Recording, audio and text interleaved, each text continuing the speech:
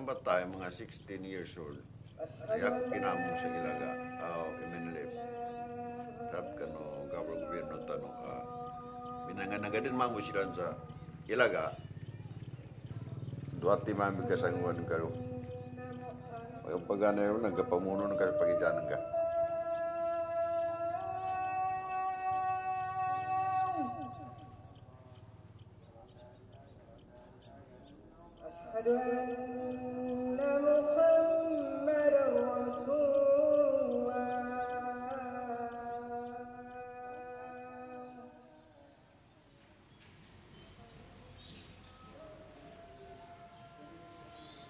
Bali, kaba palo na kenagir mapya impakin sa kanulis ginota ka kamagas ayan.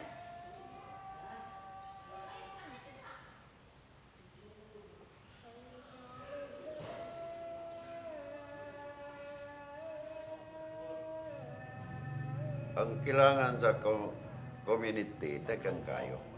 Labil hord upang pangang proyekto na gusto namin mahatag community.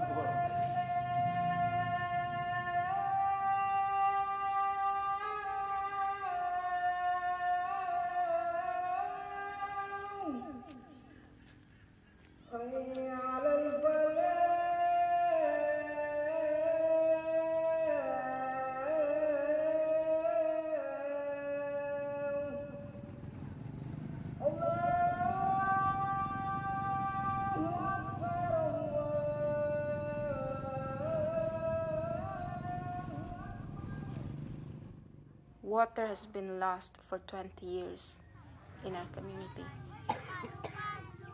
We have to dig well.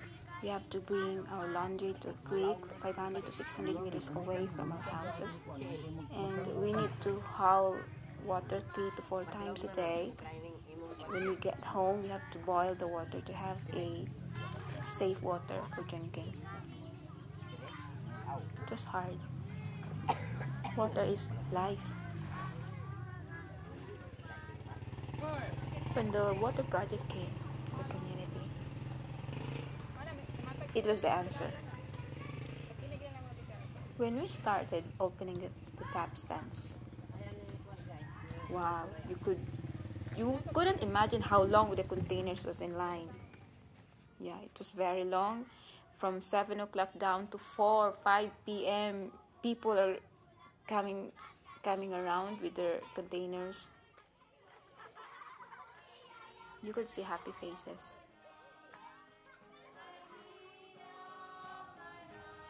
Before the water came, Christians and Muslims were a bit aloof to each other. But when the water came, we could talk to each other. Muslims and Christians could go to the office at the same time and talk, oh, how are you? How is water at your line?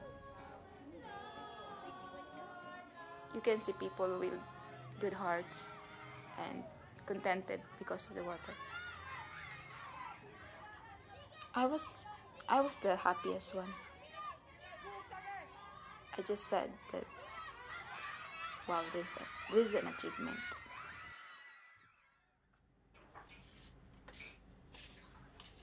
Dako kayong epekto sa tubig sa community sa Aklan. Kaya wala na maglisod.